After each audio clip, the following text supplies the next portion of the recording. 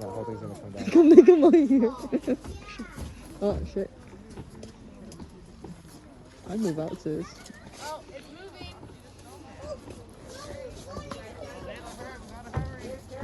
Hey, yeah. It's cracking, Leila'z. Get away from there. Oh